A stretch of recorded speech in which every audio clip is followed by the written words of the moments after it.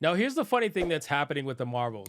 It's not just people like myself talking about the Marvels.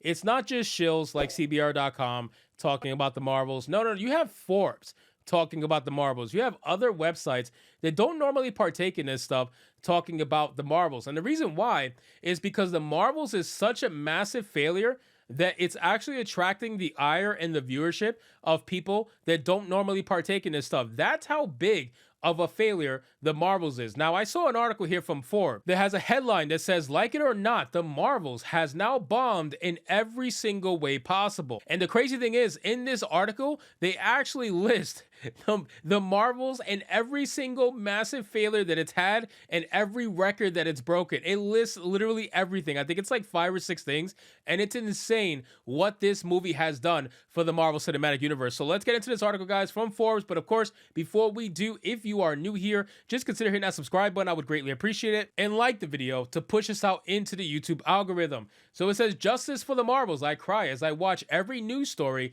about its torch in its performance. I like the film. I thought it was fun. And while I don't think it deserves to fail, it very much has failed. Pretty much by every metric possible." Again, think about this, guys. If somebody like Forbes, right? If somebody's writing for Forbes and they're admitting this, that they just can't hide it, right? Like Forbes would absolutely want to hide it as bad as they possibly can, but they just can't. They can't hide it. Like the failure of the Marvels is so predominant that you literally cannot lie about it. You're gonna have people trying to, and there is an article that I went over in another video. You're gonna see it on the channel coming in the next day or so. But I talked about how Nia DaCosta, how they're trying to spin this into this whole, oh, the Marvels is this massive success because it was the biggest grossing film for a black female director ever. And I'm like, are you really trying to spin the failure of the Marvels that desperately? That's pretty bad.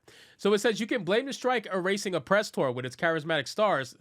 Not at all. You can blame YouTuber jerks dumping on the film like myself for months ahead of release. You can blame the superhero fatigue that has also affected DC. But whatever the case, this has been the end result. So here's the list. And I'm telling you, this list is crazy, guys. When I read this, I honestly, like, you know this to be true, but when you read it all together at once, it's pretty nuts. So let's read it together. It says the Marvels has the lowest MCU domestic opening ever of $46 million. That's fail number 1. The Marvels has the lowest MCU global opening ever of $110 million. That's fail number 2. The Marvels has the largest 2-week drop-off of any superhero movie ever. That's ever, ladies and gentlemen, not just for the MCU, any superhero movie ever at 78%. That is unbelievably abysmal. It says the Marvels is the 3rd lowest scored MCU movie in series history on Rotten Tomatoes at a 62%. Then it says the Marvels got a rare B cinema score, tying it with Eternals and Quantumania for the lowest in MCU history. Now, this is not exactly the greatest company you want to be in. And the fact that the Marvels is performing worse than Eternals, I still can't get my mind wrapped around the fact that the Eternals is not the worst MCU film anymore. That there's actually one film that's worse than the Eternals, and it's from one of their mainstay diversity characters. It's insane.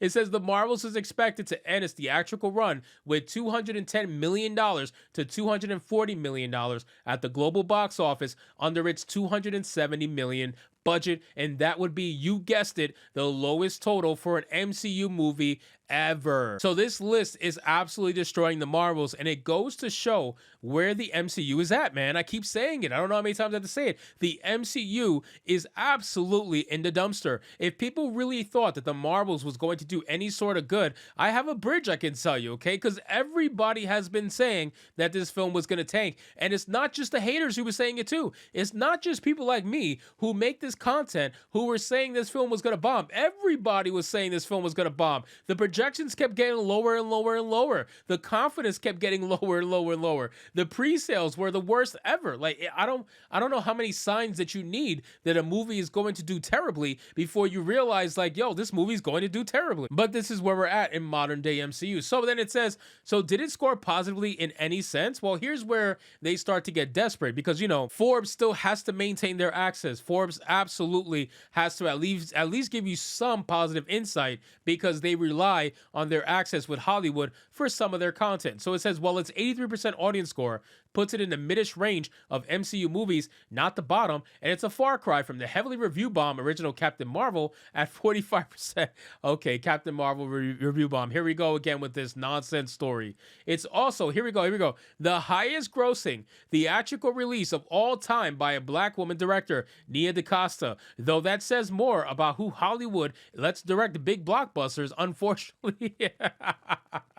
So, you know what, this statement right here, you're going to see it in my video, but this statement right here is hilarious because you're essentially saying that black women should absolutely never direct anything unless you want to lose a ton of money or make very little money. Because the fact that you're trying to claim that The Marvels, one of the worst grossing films of all time, if not all time, for the MCU, is also in turn the highest grossing film for a female black director ever, that is really, really sad. That either means that black female directors are not that great or they just don't get that many opportunities. I think it's a little bit of a mix of both. I think they don't get as many opportunities simply because they're not that great. But a lot of people are going to say, oh, it's racism. Like, no, it's not racism. If you were doing a business and you were trying to make it as most profitable as possible, when you're not thinking with identity politics, so remember, most normal businesses do not think with identity politics in mind. They're trying to think with profit in mind and making their business successful. So if you want to be successful, what are the chances you're going to hire a black female director over anybody else for that matter? Because very clearly, if The Marvels is supposed to be your shining star in how well you did theatrically, then clearly you're not doing very well. The Marvels is not that great of an example, ladies and gentlemen. So it says, as for how the Marvel changes the MCU, that's not clear yet. We're just getting a single MCU movie next year, Deadpool 3, and MCU Disney Plus series are becoming more grounded, like the one-off street-level Echo, which should not have a secret invasion level budget. The same goes for the upcoming Daredevil series. We'll see about Ironheart. I don't think they're coming out with Ironheart, man. I really think they're going to cancel Ironheart. I think Ironheart is going to be, if they don't cancel Ironheart, they're going to bring back Iron Man first. They're going to bring back Robert Downey Jr. to pass the torch to Ironheart. I think that's the only reason they're even going to bring him back in the first place.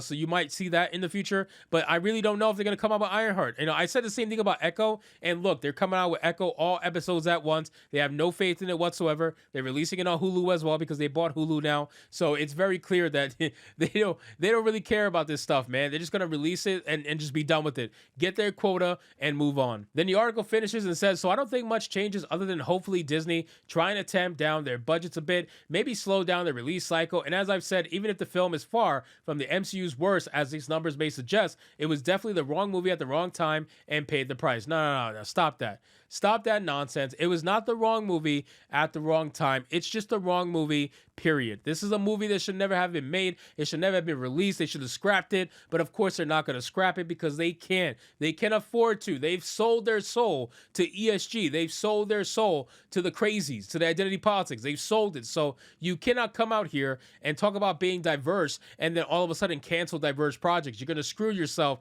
royally. So they're going to have to release it no matter how bad it is. But it's very clear that one thing this person said is true, Paul Tassi. He said that they need to tamp down on their budgets, and I agree. I've said it before. If you're going to make this woke nonsense, make it. Go ahead. It's your money. You want to lose it? Go ahead. But the thing is, maybe do it a little bit smart, right? Like maybe not have a $300 million budget. Maybe try to stick to around $100 million or so that it gives you a chance to at least break even. You know you're not going to profit most likely, but at least you'll break even, right? But unfortunately, they're spending endgame level money on the Marvels. Like, why are you doing that? Are you fucking retarded? Like, that doesn't make any sense. Why would you spend $300 million on the Marvels? That's just crazy to me. But that's what they do, man. And they need to really look at their financials and ask themselves, are they in this for the money or are they in this for the message? I really feel like they'll burn as much money as they need to burn in order to just tell us to go fuck ourselves. That's really what they want to do. They do these movies to piss us off. They do these movies to make everybody upset. That's why they do these movies. They push